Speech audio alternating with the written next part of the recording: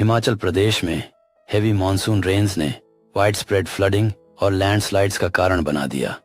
इन disasters में कई लोगों की जान चली गई, जिनमें से 100 से अधिक लोग रिपोर्टेड डेड हैं और कई लोग अभी भी मिसिंग हैं।